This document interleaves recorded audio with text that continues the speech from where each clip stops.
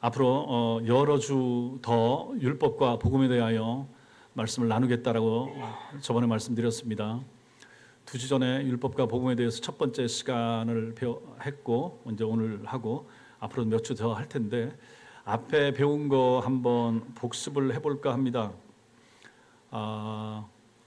구약 성경이 율법입니까? 복음입니까?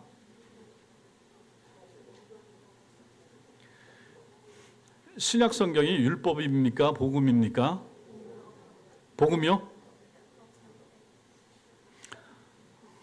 예. 한 2주 정도 시간이 지났으니까 이제 가물가물 하실 수도 있죠. 구약 성경에 복음이 있습니까? 없습니까? 신약 성경에 율법이 있습니까? 없습니까?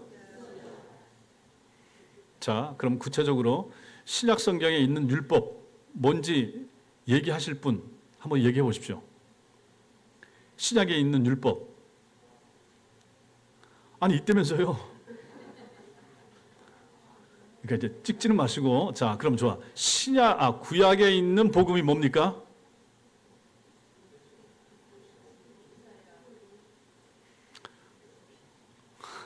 자, 이제 1시간 했으니까 뭐 이 정도로 이렇게 답을 하시면 잘하시는 거죠. 7가지 복음. 좋습니다. 자, 우리 지난 시간에 했던 거 그 PPT 한번 띄워주십시오. 복습.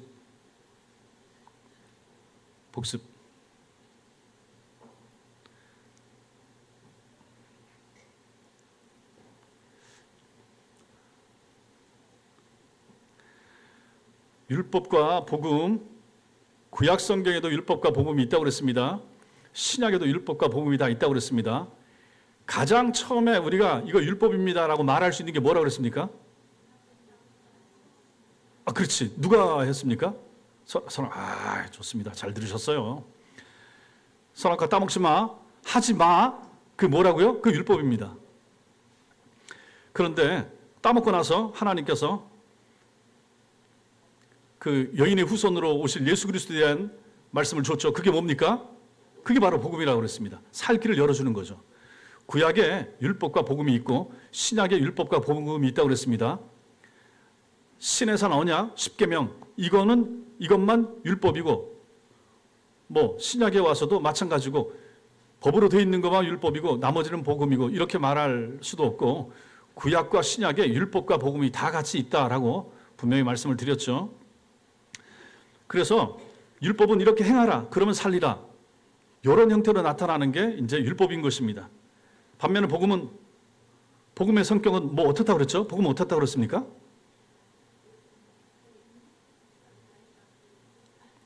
자, PPT 준비됐습니까?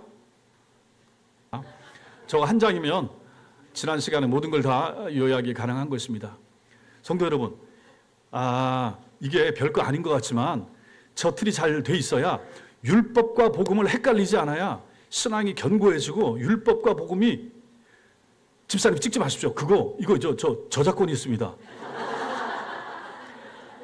찍지 말라고요. 보내드리려고 그래. 제가 카톡으로 보내드릴게요. 걱정하지 마십시오. 훨씬 더 잘.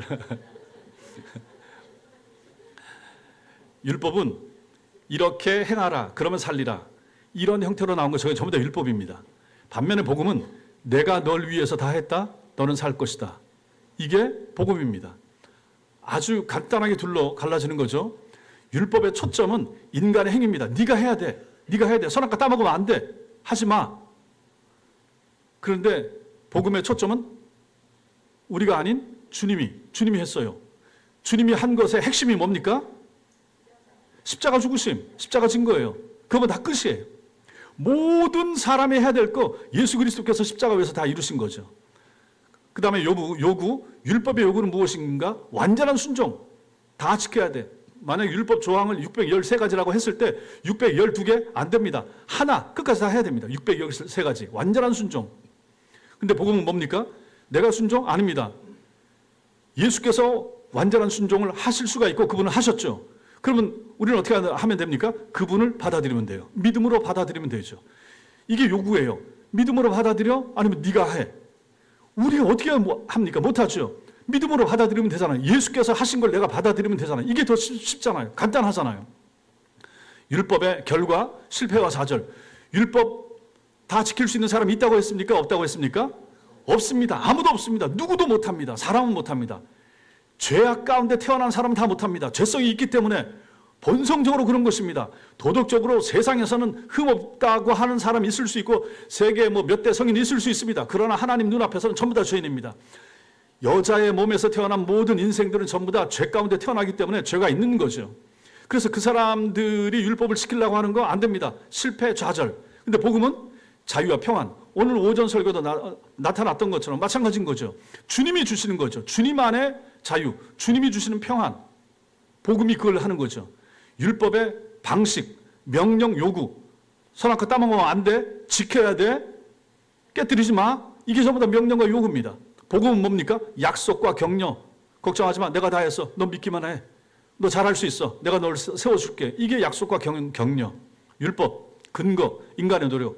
인간이 하는 겁니다. 선악과 따먹고 안 따먹고 율법 지키고 안 지키고 신약시대도 마찬가지고 율법의 조항 중에 너 지켰어? 예, 내가 하나님 앞에 예배 드릴 거 다 드렸습니다. 저 십계명 지켰습니다. 이렇게 다 말하는 거. 인간의 노력. 근데 복음의 핵심은 뭡니까? 그리스도의 공로. 주님이 하신 겁니다. 주님이 하신 거죠. 그 성격이 무엇인가? 맨 밑에 나오죠. 조건. if then. 복음은 선물적이다. 조건적이 아니라 선물적. 했기 때문에 주어진다. 주님이 하셨기 때문에 믿기만 하면 주어진다. 이게 얼마나 쉬운 것인가. 그러니 여러분과 제가 당연히 우리는 율법에 치우친 사람이 아닌 거죠. 복음 안에 있어야 되는 거죠. 그래야 사는 것입니다. 우리의 몸으로는 못한다. 이걸 우리가 지난 시간까지 배운 내용이 이런 것이 되는 거죠. 그래서 율법에 집중해서 하려고 하는 사람들, 이 사람들이 바로 바리새인, 대제사장 이런 사람들이었던 거죠. 이런 사람은 뭡니까? 지키면 또 어떻게 얘기합니까? 내가 했다고 얘기하죠. 내가 지켰어. 내가 뭐 했어. 내가 안 했어. 내가 했어. 이렇게 말하는 거. 이렇게 하다 보면 이게 자기의가 되는 거죠. 그래서 바리새인들은 내가 했습니다. 내가 기도했습니다. 내가 금식했습니다. 내가 손들고 기도했습니다. 이걸 다 보여주려고 하잖아요. 그러니까 이게 자기의가 되는 거죠. 자기의는 하나님의 의와 정반대가 되는 개념이잖아요. 우리는 하나님의 의, 예수 그리스도의 의를 받아들이면 그것이 내 의가 되는 거예요. 이 좋은, 이 쉬운 길이 있는데 이걸 내비두고 내가 뭐 하려고 하고 이게 바로 율법이 권하는 길이고 우리에게 요구하는 것이다. 그러니 우리가 가야 될 길은 이게 아니라라고 하는 것입니다. 다시 정리하면 구약 속에 율법과 복음이 같이 들어있습니다. 신약 속에 율법과 복음이 같이 있습니다. 구약을 율법, 신약을 복음 이렇게 얘기하면 안 되고 구약 속에 신약 속에 율법, 복음 다 같이 들어있는 거죠. 그 안에 있는 내용이 어떤 것인가에 따라 달려있는 거죠. 그러면 구약과 신약의 전체가 다 율법적인 요소가 있죠. 그런데 예수 그리스도께서 오셔서 하신 일이 무엇인가? 내가 했다? 그러므로 너는 살리라. 내가 했어? 너 믿어? 그럼 너 산다. 이렇게 이제 말씀하시는 거죠. 이게 바로 복음의 핵심이 되는 것입니다. 그래서 주님께서 하신 것이 무엇인가? 십자가 죽음이 되는 거죠. 십자가 죽음의 핵심은 무엇입니까? 예수께서 몸으로 다 이루신 거예요.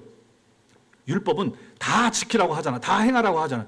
하라는 거 해야 되고 하지 말라는 거 하지 말아야 되고 사람은 할 수 있다 없다? 못한다. 이거 할 수 있는 분은 유일하게 한 분이 계시다. 그분이 누구십니까? 예수님. 근데 그분이 마지막까지 하신 것이 무엇인가? 십자가에 달려 죽으시는 거. 그래서 죽으시면서 다 이루었다. 모든 걸 다 이루었다. 율법을 완성케 하기 위해서 오셨고 완전케 하시고 완성하신 거죠. 완성케 하셔서 이제 의로움을 얻어 놓으신 거죠. 이걸 가지고 우리는 어떻게 하면 됩니까? 이분을 믿기만 하면 되는 거죠. 내 행위가 아니라 내 믿음으로 하는 거죠. 그리고 이 믿음마저도 어떻게 합니까? 주님이 성령을 통하여 내게 믿음을 줘서 그 믿게 만드는 거죠. 그러는 실제로 여러분과 저는 하는 게 있습니까? 없는 거죠. 그래서 우리가 늘 하는 말이 뭡니까? 제일 좋아하는 단어, 제일 좋아하는 찬양 뭐예요? 은혜잖아, 은혜. 자, 우리 은혜 같이 한번 찬양하겠습니다. 시작하면 하시겠죠? 은혜. 내가 한 게 아니더라 하는 것입니다. 여러분과 제가 예수 믿은 게 아니고 이것도 창세전에 우리를 택해 놓으시고 어느 시점에 부르시고 저 같으면 14살에 부르시고 21살에 부르시고 40 몇 살에 부르시고 하나님이 부르셔서 우리 속에 믿음을 넣어주시고 신앙생활 하게 하시고 직분도 주시고 교회 섬기게 하시고 생각해보면 전부 다 하나님이 하신 거예요. 예수님이 하신 거예요. 이게 바로 복음이라는 얘기입니다. 내가 널 위해 다 했다. 그래서 너는 살 것이다. 내가 하는 게 아니라는 얘기죠. 이게 핵심인 거예요. 이걸 내비두고, 만약에 이런 걸 내비두고 우리 인간 본성에는, 자, 그때도 제가 말씀드렸죠. 우리 인간 본성에 율법이 더 잘 어울립니까? 복음이 더 잘 어울린다고 했습니까? 왜 율법이 더 잘 우리한테 어울린다고 그랬죠? 사람은 항상 대가를 받는데 익숙하잖아요. 성과급 이런 것도 마찬가지고, 공부했더니 성적이 나왔더니 상 받고 1년 동안 봉사, 이거 하고는 상관없지. 뭐 여러분들이 이거 하고는 상관없고, 그냥 수고에 대한 교회 차원에서 이 격려고 하니까, 이건 여러분들이 한 것에 대해서 받는 걸로 따진다 그러면 훨씬 많이 들어야지. 그건 하나님 앞에 가서 받는 것이고, 율법은 이제 그런 식으로, 그러니까 우리 몸에는 그게 맞는 거죠. 세상에서도 잘못했어? 너 벌 받아. 훔쳤어? 너 징역 몇 개월. 이게, 이거 당연하다. 이렇게 받아들이는 거죠. 이게 율법입니다. 이게 우리 본성하고 맞죠? 복음은 뭡니까? 나는 한 거 없는데 신자가 되고, 한 거 없는데 하나님의 백성 되고, 이건 우리하고 안 맞아요. 우리 체질하고 안 맞는 거죠. 그래서 잘 안 받아들이려고 하죠. 자, 그러니까 교회 나오면 어떻게 됩니까? 신앙생활을 하면서 뭔가 자꾸 이 율법적인 요소가 우리 몸에 자꾸 파고드는 거죠. 내가 이 교회 이만큼 섬기고 했는데 나를 아직 장로를 안 시켜? 나를 아직 저 권사로 안 세워? 이런 식으로 생각한다든지 하는 거, 이거 전부 다 내가 한 것에 대한 대가가 이 정도는 나와야 된다라고 생각하는 거, 이게 전부 다 율법적인, 이게 몸에 밴 거죠. 교회 생활을 하고 하면서 전부 다 익숙해지기 쉬운 것이 바로 이 율법적인 경향이 우리 속에 자리 잡기 쉽다 하는 것입니다. 복음은 거저고 무료고 무상이기 때문에 우리 본능적으로 이걸 거부하는 거죠. 내가 왜 저걸 받아야 돼? 이렇게도 하고. 근데 하나님께서는 우리에게 은혜를 주시더라. 그래서 핵심되는 것은 복음이다. 이 부분을 우리가 지난 시간까지 같이 나눈 것입니다. 그리고 오늘 우리의 실패를 드러내는 율법 띄워주십시오.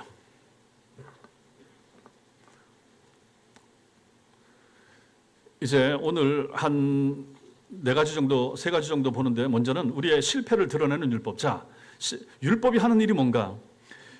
율법의 이 궁극적 요구가 하나님의 완전하심이라고 지난 시간에 말씀드렸습니다. 율법이 요구하는 거, 너 완전해야 돼. 다 지켜야 돼. 613가지 다 해야 돼. 이런 거잖아요. 율법은 지켜서 구원받으라고 주어진 것이 아니다라는 사실이 분명히 지는 거죠. 왜? 사람은 못한다고 그랬으니까. 사람은 연약해서 못하는데 율법은 자꾸만 완전을 요구하는 거죠. 이 율법의 요구가 너무 높고 완전해서 아무도 율법을 지켜서 구원 얻을 사람이 없다. 다시 또 말씀드리면 우리가 구원받는 길이 2가지 있습니다. 2가지 방법이 있다. 하나는 율법을 완벽하게 지키면 구원에 이를 수 있습니다. 만약에 율법의 조항이 613가지다. 다 지키면 구원에 이를 수 있죠. 또 하나 구원에 이를 수 있는 방법이 뭡니까? 믿음으로 구원에 이를 수 있죠. 자, 행위로 완전하게 율법을 지킴으로 구원에 이를 수 있고, 믿음으로 구원에 이를 수가 있습니다. 행위로 구원에 이를 수 있는 사람이 있습니까? 없습니까? 없다 그랬죠. 절대로 안 된다 그랬죠. 또 말씀드리죠. 612가지, 11가지를 하다가 하나를 만약에 못 지켰어. 그럼 꽝이 되려. 다시 또 처음부터 해야 되는 거죠. 마음속에 저 사람을 미워했어요. 미워하면 주님은 그거 뭐라고 평가하십니까? 살인했다라고 얘기하시잖아요. 난 살인하지 않았는데 마음에 일어나는 생각만 가지고도 주님은 그걸 아시고 평가하시고 너 살인했다. 그럼 우리는 십계명이 딱 거기서부터 걸리는 거예요. 모든 게 다 이렇게 되는 거죠. 저게 더 좋아 보이는데 만약에 저 차, 남의 차가, 야 나도 다음에 저거 살까? 모르지. 이것까지도 거기 걸릴지 모르겠는데 남의 차에 대한 욕심 이런 거 생긴다고 하면 그건 뭡니까? 탐심, 도둑질이 되는 거죠. 이것도 역시 십계명에 걸리는 거죠. 뭐든지 마찬가지인 거예요. 다 이렇게 걸리는 거죠. 마음에 일어나는 생각까지. 그러니 우리가 행위를 가지고 완전에 이를 사람이 있는가 없는가? 있을 수가 없다 하는 거죠. 율법의 요구가 너무 높다. 결국은 율법을 우리한테 줬다라고 하는 그 핵심적인 목적은 뭡니까? 율법을 우리한테 준 이유가 뭐예요? 하나님이 우리에게 율법을 주신 핵심이 뭐예요? 그거 말고, 그것도 있죠. 죄를 깨닫게 하고. 우리는 못한다 하는 걸 보여주기 위해서죠. 너 이거 다 지킬래? 한번 해볼래? 못 지킵니다. 10가지 10계명도 못 지키는 거죠. 2가지로 압축했을 때 하나님 사랑, 이웃 사랑 얼만큼 사랑해야 되는데요. 이웃을 얼만큼 사랑하고 하나님을 얼만큼 사랑해야 하나님 마음에 쏙 들 정도로 되는데요. 할 수 있겠습니까? 못한다 하는 거죠. 율법을 주신 이유는 뭡니까? 사람의 힘 가지고 안 된다 하는 것을 보여주기 위해서 율법을 주신 거죠. 그래서 구원의 길이 믿음과 행위가 있을 때 율법이 여기 있고 복음이 여기에 있다고 할 때 율법 준 이유는 무엇인가? 나한테 오지 마세요. 나한테 오지 마세요. 나를 통해서는 구원에 이룰 수가 없습니다. 저쪽을 가세요. 저쪽을 가세요. 믿음으로 가세요. 이 역할을 하기 위해서 율법을 우리에게 줬다라고 하는 것입니다. 그게 이제 핵심이 되는 거죠. 그래서 율법은 인간에게 너 자신을 알라 이 메시지를 주고 있는 거예요. 여러분들이 누군지 가장 정확하게 보여주는 거울, 그게 바로 율법입니다. 율법을 보면 십계명을 보더라도 마찬가지고 구약에 나타나는 내용들을 보면 내가 못하는 게 얼마나 많습니까? 그게 바로 율법이 하는 일이 되는 거죠. 우리가 아무리 교양과 지식과 체면과 화장을 하고 심지어 성형으로 우리 자신을 멋지게 가꾼다고 할지라도 율법은 여지없이 우리가 어떤 사람인지를 보여주는 역할을 하는 것이죠. 우리 성경 한번 찾아보겠습니다. 로마서 3장 10절부터 18절. 로마서 3장.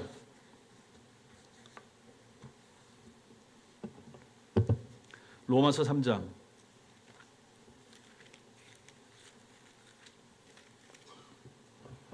10절부터 우리가 어떤 사람인가?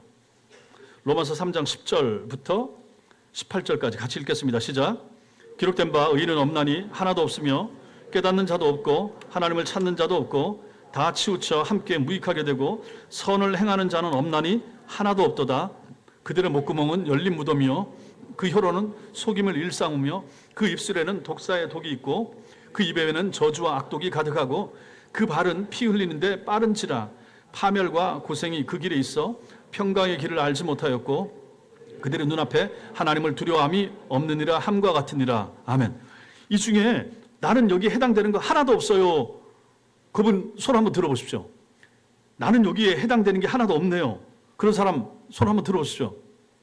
있을 법도 한데 우리 교인들 가운데서는 이게 이제 성경이 우리에게 보여주고 있는 우리의 실상이 이렇다 하는 얘기입니다. 여기에 하나라도 안 걸, 내가 남편이든지 아내든지 애들한테든지 사랑스러운 말 말고 좀 안 좋은 독사의 독 같은 마음을 품고 던지는 말이 있을 수 있습니까? 없습니까? 있을 수 있잖아요. 이게 다 여기에 걸린단 말이죠. 누구를 향해서도 마찬가지인 거죠. 바울이 성령의 영감으로 기록한 이 말씀은 어느 시대 특정 부류의 사람들만 이렇게 평가하는 것이 아니라 모든 시대 사람들, 저와 여러분의 실상이 다 여기에 그대로 적나라하게 드러나고 있는 것입니다. 만약에 여러분들이 이 본문이 자신에 대한 묘사 중에 몇 가지가 여기에 포함됐다라고 읽으신다 그러면 여러분들은 이 율법을 제대로 들으신 것입니다. 우리 다 여기에 포함될 수가 있는 거죠. 그러나 여러분이 만약에 이건 좀 심합니다. 나는 여기에 해당되는 거 하나도 없습니다. 라고 말하면 어떻게 됩니까? 그 사람은 율법을 모르는 사람이다. 이렇게 평가되는 거죠. 율법이 하나님의 첫째 계시로서 우리의 실상, 곧 우리의 실패, 우리가 절망을 드러내는 역할, 이게 하나님의 두 번째 계신 복음을 믿을 수 있는 최적의 준비를 해주는 역할을 하는 것입니다. 그래서 하나님의 계시를 둘로 나눌 수 있습니다. 자연 계시, 특별 계시 말고 또 하나님의 계시를 둘로 나눌 때 첫째로는 율법과 또 하나는 복음, 두 가지, 이게 다 하나님 당신을 드러내는 계시가 될 수가 있는 거죠. 첫 번째로 하나님이 보여준 거, 그게 바로 율법입니다. 그게 바로 선악과 계시가 되는 거죠. 선악과 따먹지 마, 알겠습니다 라고 했는데, 아니 도대체 부족한 게 뭐가 있어요? 에덴 동산의 10,000가지 중에 10,000가지 다 가지라고 해놓고 9,999개 다 해도 되는데 만약에 하나만 하지 마. 그 하나가 바로 선악과 따먹는 거예요. 그럼 그 정도 안 할 수도 있잖아요. 근데 어떻게 되더라? 사람은 그때는 타락하기 전이잖아요. 하나님께서 지으시고 나서 토부, 보시기에 좋았더라. 거의 완전하게 지으신 상태 아닙니까? 그 상태인데도 불구하고 타락할 가능성은 여전히 그 속에 있더라. 뭐든지 다 해도 좋은데 하나만 하지 말라고 했는데 그 하나를 한 거예요. 그게 아담만 그렇게 했습니까? 그 후손인 우리는 어떻게 했습니까? 타락하기 전 아담도 그렇게 넘어졌다 그러면 타락한 이후에 출생한 우리들은 얼마나 더 아담보다 하와보다 연약하겠습니까? 그게 우리의 실상이고 우리의 모습이라 하는 것이죠. 그래서 율법은 첫째 계시로서 두 번째 계시인 복음을 더 빛나게 해주고 복음에 가는 길로 알려주는 역할, 이게 바로 첫 번째 계신 율법이 하는 역할이라 하는 것입니다. 두 번째, 율법의 요구를 성취하신 그리스도, 예수 그리스도에 대해서 우리가 좀 볼 필요가 있습니다. 또 말씀 한 군데 보겠습니다. 디모데전서 1장, 신약성경 337페이지 정도, 디모데전서 1장 15절 한번 찾아보겠습니다.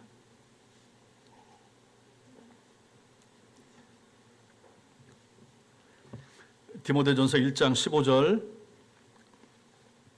같이 읽겠습니다. 시작. 미쁘다 모든 사람이 받을 만한 이 말이여, 그리스도 예수께서 죄인을 구원하시려고 세상에 임하셨다 하였도다. 죄인 중에 내가 괴순이라. 모든 사람이 받아들일 만한 좋은 소식이 여기 있다 하는 거죠. 그것은 예수께서 죄인을 구원하시려고 세상에 오셨다라는 소식입니다. 이게 바로 성탄절의 핵심이 되는 거죠. 물론 모든 사람들이 받아들일 만한 너무나 믿음직스럽고 좋은 소식이긴 하지만 이 소식은 누구에게만 받아들여지는가? 자신을 죄인 중에 괴수라고 인정하고 아는 사람에게만 받아들여지는 것입니다. 이러한 자기 인식, 이게 어디서 주어지는가? 내가 죄인이구나, 내가 참 부족하구나, 내가 모자라는구나, 이걸 우리는 어디서 알 수가 있는가? 율법을 통해서 안다 하는 얘기입니다. 나의 모습을. 우리가 주일 아침마다 십계명을 낭독하고 읽는 이유가 여기에, 우리는 항상 여기에 걸릴 수밖에 없는 존재들입니다. 여기에 주님이 주신 10가지밖에 안 되는 여기에도 우리는 마음으로 걸리고 또 살다 보면 이걸 어기게 되고 하는 존재가 우리입니다. 하나님 우리의 연약함을 불쌍히 여겨주세요. 그런 의미도 거기에 담겨 있는 거죠. 율법이 요구하는 완전함은 우리가 아니라 그리스도께서 우리를 대신하여 성취해 주셨습니다. 다시요. 율법은 우리한테 완전을 요구합니다. 누누이 말씀드립니다. 율법은 99% 이거 없어요. 율법을 100%를 해야 좋아, 만족한다, 이렇게 얘기해 주는 거죠. 율법은 우리에게 완전을 요구합니다. 근데 이것은 우리는 못한다라고 말씀드렸죠. 대신 누가 하시는가? 그리스도께서 우리를 대신해서 성취해 주신다. 그리고 하나님과 화목하고 하나님과 완전한 자유 속에서 사귐의 관계를 누릴 수 있게 하는 그 완전한 의로움이 그리스도로부터 하나님의 은혜로 십자가를 통해서 믿는 모든 사람들에게 전가되어서 의로움으로 우리에게 주어진다 하는 것입니다. 나는 못하는데 주님이 하셨다. 주님이 십자가 위에서 우리가 죽어야 되는데, 내가 죽어야 되는데 우리는 죽지를 못하잖아요. 내가 한번 죽으면 끝나잖아요. 구약의 짐승들처럼 매번 잡아 죽일 수 있는 존재가 아니잖아요. 그래서 우리가 죽어야 될 십자가에 예수께서 대신 올라가시고 그분이 죽어주시고 그분이 모든 죄를 속해주시고 의로움을 쟁취해주시고 의를 얻으셨어요. 이 의로움을 가지고 우리한테 전달을 해주시는 거죠. 무엇을 통하여? 믿음을 통하여. 누가? 성령께서. 성령께서 믿음을 통하여 예수 그리스도께서 십자가 위에 이루신 것을 우리 속에 받아들이도록 해주시는 거죠. 그래서 주님이 얻으신 의를 우리 속에 집어넣어 주니까 그럼 우리는 누가 되는 겁니까? 의인이 되는 거죠. 우리는 원래 누굽니까? 죄인인 거죠. 죄인인데 의인이라고 여김을 받는 거예요. 칭의 되는 거죠. 그래서 하나님은 우리를 보실 때 의롭게 보는 거죠. 우리가 하나님 앞에 서면, 하나님, 주님은 저를 의롭다고 불러주시지만 제가 저를 보면 일주일 산 거 생각해보면 전 죄인입니다. 항상 죄인입니다. 이렇게 고백할 수밖에 없죠. 그런데 주님 앞에 서면 주님께서는 항상 우리를 향하여 예수 그리스도를 믿는 믿음을 통과해서 우리를 보시기 때문에 그분은 우리를 의롭다라고 불러주시고 너 의인이야 라고 인정을 해주시는 거죠.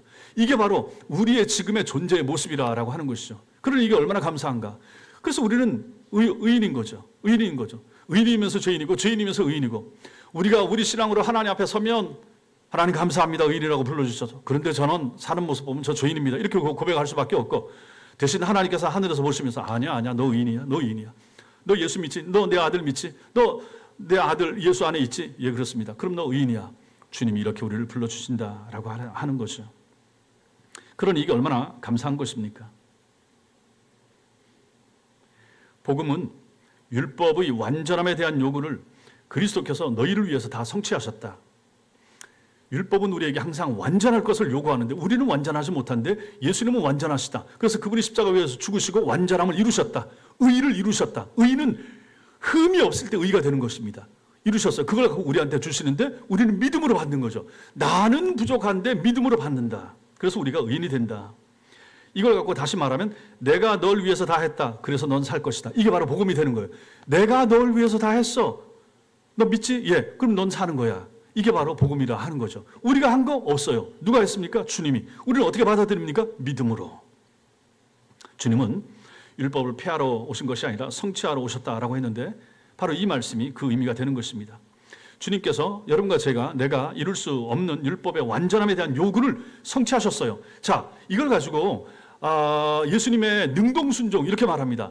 생애 33년 동안에 한순간도 죄를 지은 적이 없다는 얘기예요. 완벽하게 순종한 거예요. 누구 앞에? 하나님의 율법 앞에, 하나님의 요구 앞에, 율법 앞에. 우리는 못하는데 예수님은 하셨어요. 33년 40년 동안. 그게 가능할 수 있었던 이유가 무엇인가? 전에 말씀드렸죠. 동정녀 탄생. 동정녀 탄생하셨기 때문에 죄를 질 수가 없어요. 심하게 말하면 죄를 지려고 해도 예수님 질 수가 없어. 그럴 마음도 안 드시겠지만 우리는 죄를 안 지려고 해도 짓게 되는 존재 아닙니까? 예수님은 질 마음이 없어. 왜냐하면 죄의 유전이 그 예수님 속에 없기 때문에 DNA 자체가 우리는 타락한 아담과 하와의 DNA가 우리 속에 있기 때문에 항상 이게 스멀스멀 기어 온단 말이에요. 입술로, 말로, 눈으로, 마음으로. 근데 주님은 그 자체가 없는 거죠. 심하게 말하면 예수님께서 그 동생들이 요셉도 있고 유다도 있고 그 동생 중에 여자 동생들도 있고 한 4명, 5, 6명 이 정도 예수님 동생이 있잖아요. 마리아와 요셉 사이에서 예수님 태어나고 난 다음에 그 동생들이 있단 말입니다.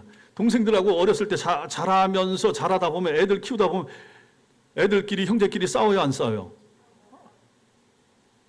싸우죠. 근데 예수님이 동생들하고 싸웠을까요? 안 싸웠을까요? 우리는 합리적으로 안 싸웠다고 봐야 되는 거지.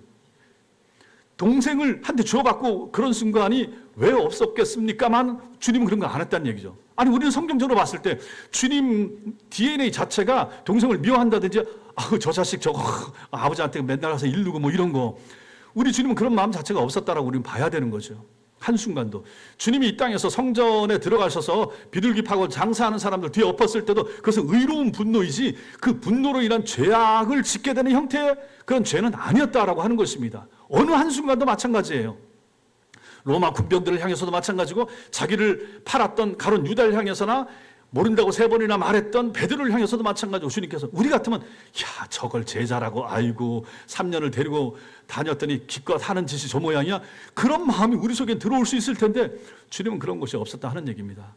언제까지? 태어나서부터 돌아가시는 그 순간까지 완전하신 삶을 사신 거예요. 이게 바로 예수 그리스도의 능동순종 이렇게 말할 수 있는 것입니다. 율법 앞에 완전하게 100% 사신 것이죠. 그랬던 분이 십자가 위에 올라가셔서 죽으시는 수동순종을 통해서 능동순종, 수동순종을 통하여 완전한 순종을 이루시고 그 완전한 순종의 결과물이 칭의, righteousness 이게 되는 거죠. 이걸 가지고 우리한테 수여해 주시는 거죠. 믿음을 가진 우리 마음속에 우리 영혼을 의롭다, 너 의인 이렇게 부여해 주신다 하는 것이죠. 이걸 가지고 의의 전가 이렇게 말합니다. 의의 전가. 우리 속에 전가돼. 나는 한 거 없는데 내가 붙어 있었더니 내 속으로 들어온 거예요. 주입이 되는 거죠. 주입 개념도 정확한 단어는 아니지만 전가입니다. 전가. 예수 그리스도께서 십자가 위에서 이루어 놓으신 의인의 이 상태, 존재 이것이 우리한테 전가돼서 우리는 죄인인데도 불구하고 전가함을 받아서 의인이 되는 것. 그래서 로마서가 이것을 말하는 복음이 되는 거죠. 이신칭의의 복음. 믿음으로 의롭다 칭함을 받습니다. 이게 제일 중요한 요소가 되는 거죠. 갈라디아서에서도 바울은 이것을 강조하고 있고 그래서 전부 다 사람들이 본성적으로 율법을 행하면서 살라고 한다고 하잖아요. 중세 1000년 동안의 카톨릭의 신앙이 전부 다 그거 안에서 내가 뭐 하고 이게 몸에 들어있으니까 우리도 교회 생활하면서 내가 11조하고 내가 기도 생활하고 내가 새벽 기도하고 내가 금식 기도하고 전부 다 내가가 전부 다 율법주의적인 것에 찌들었기 때문에 이 생각이 자꾸 튀어난다는 말이죠. 하나님 앞에서 내가 뭘 하고 저 사람은 못하고 나는 하는데 당신은 왜 못해? 내가 너보다 더 나아. 이런 비교의식도 여기서 생기는 것이고 이게 전부 다 율법적 의식이 우리 몸에 번성하고도 맞고 성경 속에서도 그런 걸 취하고 중세 1000년 동안의 그 나빴던 습성이 여전히 우리들 속에도 천주교를 통해서 우리 개신교 속에서도 그런 모습들이 언제든지 나타난다 하는 것입니다. 의롭게 된 새롭게 된 변화된 저 사람의 모습을 안 보고 저 사람이 우리 교회에서 뭘 하고 저 사람이 몇 년 섬겼고 이런 거 항상 판단하고 항상 계산하고 이런 쪽에 우리는 익숙하다 하는 것입니다. 그러니 거저 주어지는 거, 공짜로 주어지는 거, 놀랍게 하늘에서부터 우리에게 주어지는 거, 전가되어서 의인이 되는 거, 여기에 대해서는 우리 DNA하고 안 맞는다는 거. 내가 어떻게 의인이에요? 내가 어떻게? 근데 하나님은 그것을 우리에게 선물로 허락하셨다 하는 것입니다. 마틴 루터가 이것을 잘 알았죠. 이신층은 이것을 이제 깨달은 거죠. 그래서 그런 성경에서 하나님의 의라는 말을 듣기만 해도 두려워했던 것입니다. 율법이 완전한 의로움을 요구한다는 것을 그가 잘 알았기 때문이죠. 하지만 루터에게 복음은 아직 들려지지 않았었는데 그가 살던 중세 말의 교회가 복음이 가리워진 시대였기 때문에 그렇습니다. 말씀드렸죠. 복음은 예수께서 하신 것이라고, 하나님이 하신 것이라고. 근데 중세 전부 다 사람이 하는 거잖아요. 교황부터 추기경부터 전부 다 내가 한 것만큼 없죠. 내가 뭘 했을 때 대주교가 되고 뭘 하고 다 인정받고 높임받고 상 주고 이게 전부 다 율법이 하는 일 아니겠습니까? 이 시대에 살았기 때문에 루터도 거기에 찌들어 있었던 것이죠.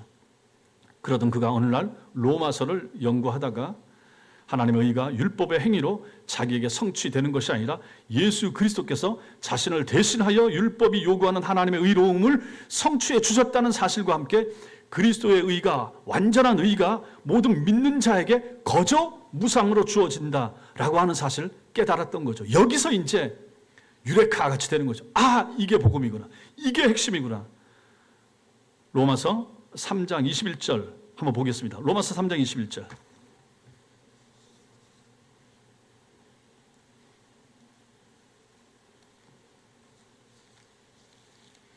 로마서 3장 21절. 로마서 3장 21절 같이 읽겠습니다. 시작. 이제는 율법 외에 하나님의 한 의가 나타났으니 율법과 선지자들에게 증거를 받은 것이라. 아멘. 그 밑에 22절 곧 예수 그리스도를 믿음으로 말미암아 모든 믿는 자에게 미치는 하나님의 의니 이렇게 이제 이어지는 거죠. 율법 외에 여태까지 율법에 의존하고 구약 내내 중세시대 내내 루터에게 가르쳐줬던 전 사람들이 했던 것이 율법의 행위 이걸 말하는 거죠. 율법 외에 하나님의 한 의가 나타났다. 이게 바로 복음이 되는 거죠. 율법과 선지자들에게 증거를 받은 것인데 곧 예수 그리스도를 믿음으로 말미암아 모든 믿는 자에게 미치는 하나님의 의. 이것은 차별이 없다. 이제 이런 데서 이제 루터는 복음을 깨달은 거죠.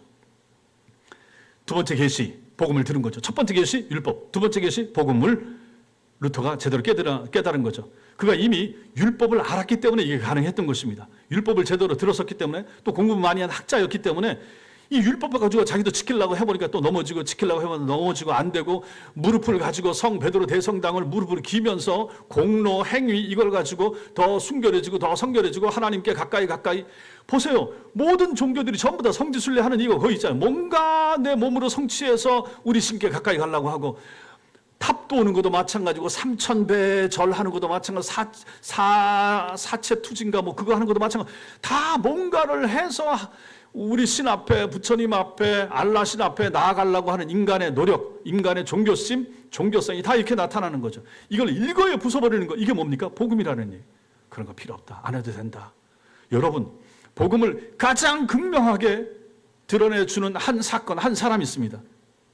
제가 설교할 때마다 자주 나타나죠. 누구겠습니까? 이제 맞출 때도 됐는데 누구예요?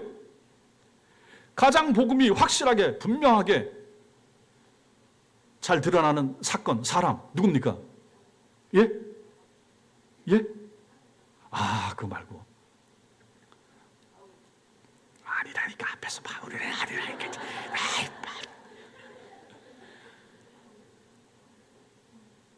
설교도 여러 번 했는데 복음 어떻게 나타나? 한편 강도 생각해보면 하지 말고 이제는 참. 그 바보가 돌을 틀 때 하는 거지. 한편 강도 보세요. 평생 살다가 나쁜 짓 해서 사형당하는 마지막 순간에 죽기 또 십자가에 달려서도 예수님 같이 욕하다가 어느 순간인가 마음이 변해가지고 내가 이럴 게 아니지. 이분은 우리하고 다르구나. 이 생각을 하고 이제 예수님을 향해 예수여 당신 나라 임할 때 나를 생각하옵소서 기억하옵소서. 그 한마디 하고 천당 들어간 거예요. 이거보다 복음을 더 잘 보여주는 장면이 어디 있습니까? 그 한마디에 저 나쁜 놈도 천당 들어가네. 그게 복음입니다.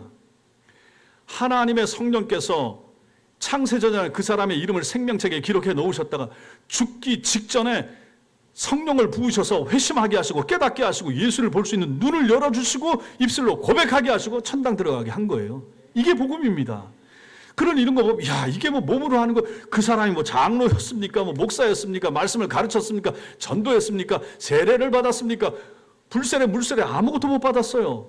그런데 이 사람 지금 하나님 나라 가서 거기서 베드로하고 같이 놀고 있어요.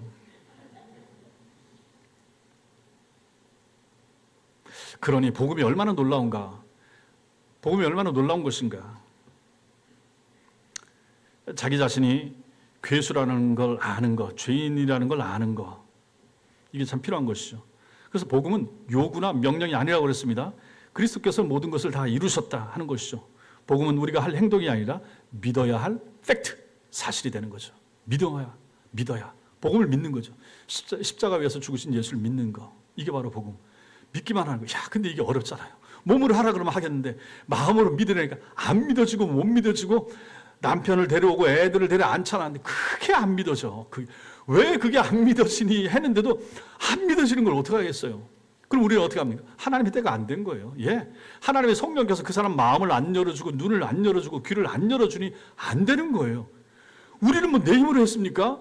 뭐 부모님이 모태신앙이라고 해서 부모 덕으로 그게 금방 열립니까? 안 되는 거죠. 목사 아들들도 자기들이 성경 읽고 자기들이 앞에 나와서 상 타고 자기들이 해야 하는 거지 뭐 시킨다고 하겠습니까? 누구라도 마찬가지인 거예요.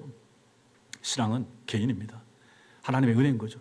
그러니 여러분과 제가 예수 믿게 됐고 여러분들이 직분자들이 되시고 제가 목사가 되고 생각하면 야 이거 얼마나 놀라운가. 내가 이렇게 될 사람이 아닌데 그렇지 않습니까?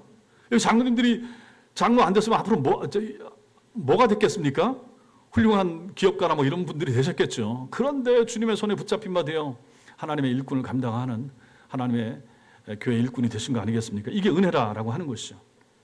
마지막으로는 그래서 다시는 종의 멍에를 매지 말라. 종의 멍에를 매지 말라. 기독교가 무엇인가? 여기 이제 핵심이 있죠. 기독교가 무엇인가? 전적으로 기독교는 내가 한 일에 근거하는 종교가 아닙니다. 그리스도께서 하신 일, 정확하게는 그리스도께서 나를 대신해서 하신 일에 근거하는 종교 기독교입니다. 내가 한 일에 근거한 종교 아니에요. 세상 모든 종교는 내가 했다고 하잖아요. 내가 바쳤어, 내가 드렸어, 내가 헌금했어, 내가 기와장 밑에 돈 집어넣어서 전부 다 내가 한단 말이죠. 그러니 신이 나한테 뭔가 해줘야 돼. 이걸 기다리는 종교, 세상 모든 종교가 그런 것이죠. 그러나 기독교는 그게 아닙니다. 주님이 하신 것이죠. 주님이 하셨다. 그리스도께서 나를 대신해서 하신 일에 근거하는 종교, 기독교. 여러분들이 헌신하고 애쓰는 거 잘하시는 것입니다. 자, 그러나 보세요. 냉정하게 잘 보십시오. 시간 들였죠. 몸 들였죠. 헌금 드렸죠. 그런데 만약에 그렇게 했음에도 불구하고 하나님이 올 한 해 동안에 여러분들이 한 만큼 하나님이 다 돌려주셨습니까? 30배, 60배, 100배 갚아주셨습니까? 아니, 한번 이 시간 설문조사 한번. 내가 올해 헌금한 거, 내가 노력한 것에 비하여, 아니, 이건 뭐 그냥 한번 묻는 거예요. 하나님께서 저에게 올 한 해 동안에 내가 한 것에 비하여 30배, 60배, 100배 주신 거 저는 인정합니다. 손 한번 들어보십시오. 있을 수 있죠. 예, 좋습니다. 내리십시오. 손 든 분들이 더 믿음 좋고 안 든 분들이 믿음이 덜하다. 이건 아닙니다.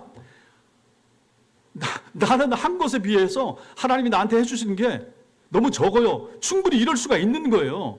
내가 드린 시간과 열정에 비하여 하나님께서 나한테 뭘 줬어요? 도대체 올해? 오히려 더 어려웠어요. 오히려 올 한 해 동안 병 때문에 병치레 하느라고 병원에 갔다 바친 게 더 많아요. 뭐 이럴 수도 있잖아요. 그러니 항상 내가 한 것보다 하나님이 더 갚아주십니다. 내가 한 것 30배 갚아주십니다. 공식이 아닌 거예요. 우리가 원하는 거죠. 바라는 거죠. 소망하는 거죠. 하나님이 해주면 감사하고 아니면 정말 해주실 수도 있고 그러나 안 해줄 수도 있고 인간적으로 따지면 오히려 30배를 더 빼갈 수도 있고 더 60배 더 망칠 수도 있고 그게 기독교 신앙입니다. 그럼에도 불구하고 믿는 거, 그럼에도 불구하고 이 길로 가는 거, 이게 바로 신앙이 되는 거예요.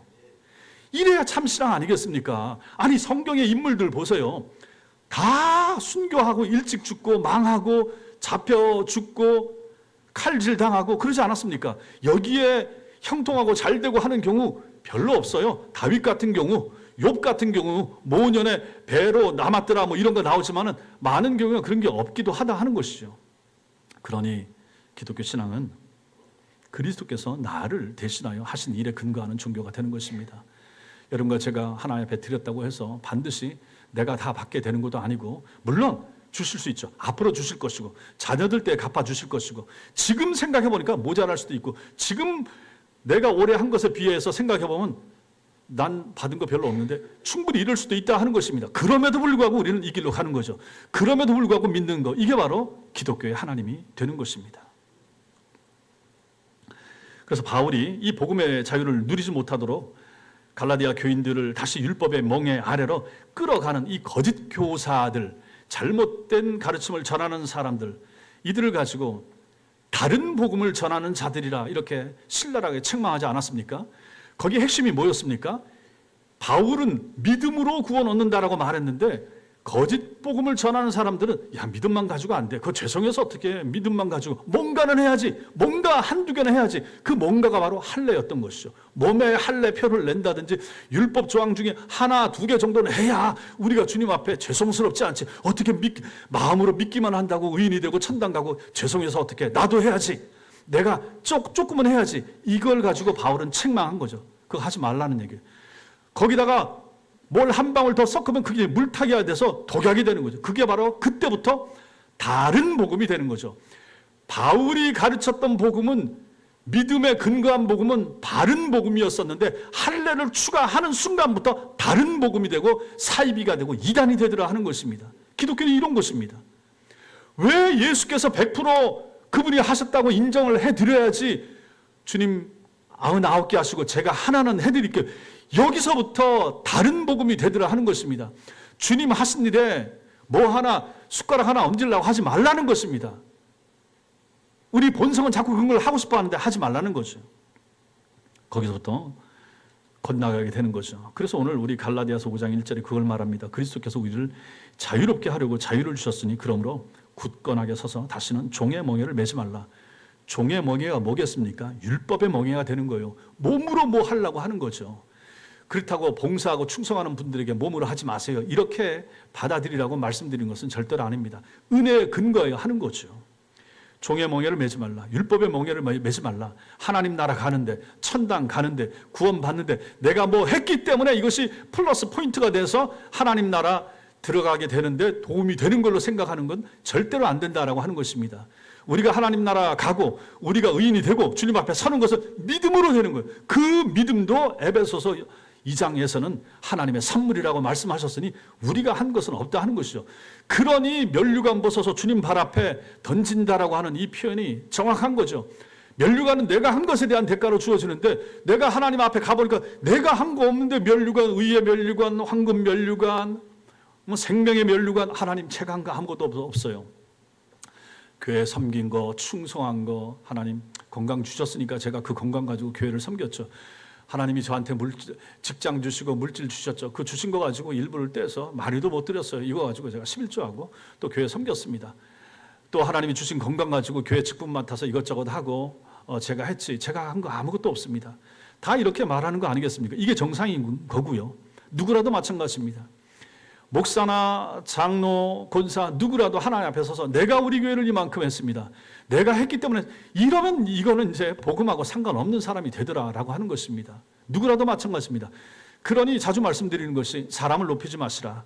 목사에게 너무 집중하지 마시라. 그 사람 없으면 안 될 것처럼 생각하지 마시라. 그런 교회들이 얼마나 힘들어지는가.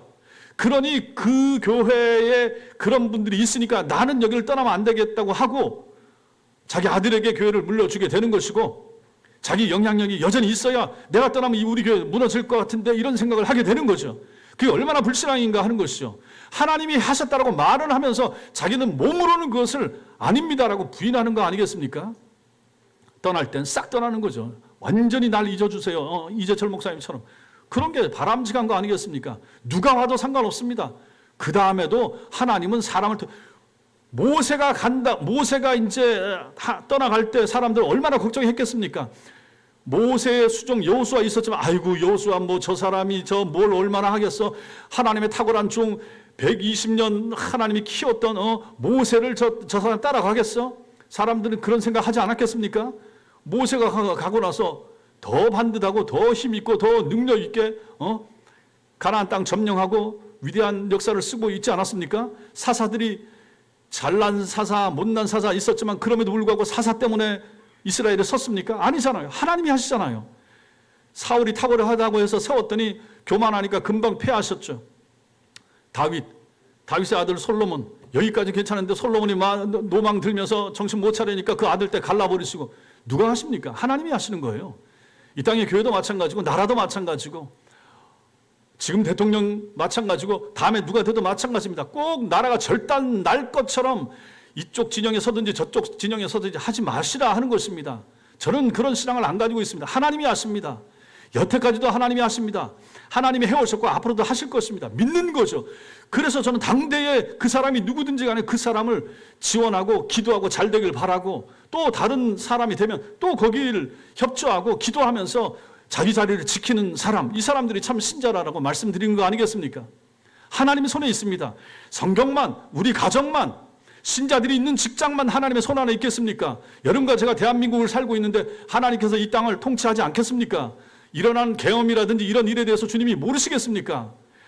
악한 사람들의 만약 악한 꾀라고 하면 그것은 무너질 것이고, 또 다른 하나님의 뜻이 있으면 또 다른 형태로 뭐가 나타날 것이고, 어떻게 진행되어 가든지 간에 우리는 역사를 움직이시는 하나님의 손을 믿는 사람들입니다. 이게 신앙인 것이죠. 그러니 누가 되면 안 됩니다. 누가 되면 안 됩니다. 누가 꼭 돼야 됩니다. 이런 절대적인 당위에 대해서 왜 그렇게 목숨 걸고 하느냐 하는 것이죠. 저처럼 이렇게 얘기하면 회색지대라고 하고 뭐 그 안에 붙었다 쓸개 붙는다 이렇게 말하기도 하고, 저쪽에서 보면 저거 좌파라고 이쪽에 보면 저거 우파라고 이렇게 말할 수 있겠지만은 상관없습니다. 제 신앙이 그렇다라고 하는 것이죠. 흔들림 없이 복음은 모든 것을 점령하는 것이죠. 복음 안에 좌파 우파 다 녹여내야 되는 거 아니겠습니까? 왜 한쪽에 치우쳐가지고 반대편에 있는 신자들의 마음에 상처를 주면서 그 교회를 떠나게 하고, 왜 저쪽에 너무 치우쳐서 좌파를 하든지 우파를 하든지 그 얘기해서 반대편의 생각을 가지고 있는 성도들 마음속에 아픔을 주고, 우리 목사님 좌파네, 우리 목사님 우파네 이런 생각이 들도록 만들어서 교회를 떠나게 만들고, 정말로 정작 들어야 될 복음에 대하여 귀를 닫게 만드는가 하는 것이죠. 왜 그런 짓을 하느냐 하는 것이죠. 복음이 귀합니다. 예수가 귀합니다. 하나님 말씀이 가장 존귀하지 않습니까? 말씀 듣고 새 사람 되고 말씀 듣고 하나님의 사람이 되어서 하나님 나라 가게 만드는 것이 목사가 할 일이고 교회가 해야 될 일 아니겠습니까? 여기에 참여해야 하는 사람들이 참 신자들이죠. 왜 어디 나가서 깃발 흔들고 하는 것도 마찬가지입니다. 자기 정치 색깔에 따라서 할 수도 있어요. 그러나 그것은 어느 정도까지 적당히 하는 것이죠. 참된 것은 진리는 이 땅에 참이 어디 있고 진리가 어디 있습니까? 예수만이 진리고 예수만이 참이고 예수만이 영원한 길 아니겠습니까? 그거 외에 나머지 다 조금씩 문제가 있고 흔들리는 것입니다. 거기다 목숨 걸 필요 없는 거죠. 여러분과 제가 목숨 걸 것은 진리요 십자가요 예수 그리스도고 하나님 나라밖에 없는 것입니다. 그러니 우리가 믿음 안에서 바르게 잘 사는 것이 필요하다 하는 것을 오늘 여기서도 보게 되는 것이죠. 여러분과 제가 복음을 붙드셔야 됩니다. 믿음 위에 우리 신앙의 집을 지으셔야 됩니다. 내 행위는 필요합니다. 꼭 필요합니다. 행동으로서 우리의 믿음이 드러나기 때문에 필요합니다. 그러나 그것 가지고 우리가 하나님 앞에 서게 되는 정당한 근거나 구원의 근거는 절대로 되지 못합니다. 여러분과 제가 구원의 근거로서 가질 수 있는 것은 신앙이고 믿음이고 예수 그리스도를 받아들이는 것밖에 없는 것입니다. 그를 우리는 복음을 붙드는 거죠. 내가 한 것에 대한 그걸 붙드는 것이 아니라 복음을 붙잡아야 된다.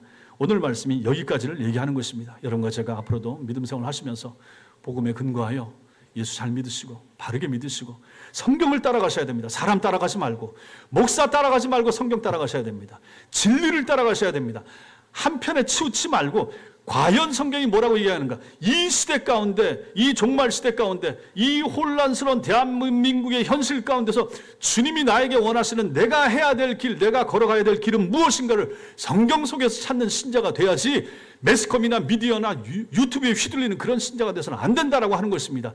내 믿음이 더 견고하게 서도록 하나님 앞에 애를 쓰고 예배생활 잘하고 말씀 붙잡고 더 견고하게 마음의 평안을 누릴 수 있는 신자로 살아가야 되는데, 저쪽에 치우치거나 저쪽에 치우면 마음의 평안이 오겠습니까? 안 오는 거죠. 우리 주님이 원하시는 삶은, 신자의 삶은 그게 아니라라고 하는 것입니다. 이런 거 제가 복음 위에 견고하게 서서 마음의 참된 평안을 누릴 수 있는 하나님의 사람들 다 되시기를 주님의 이름으로 축원합니다.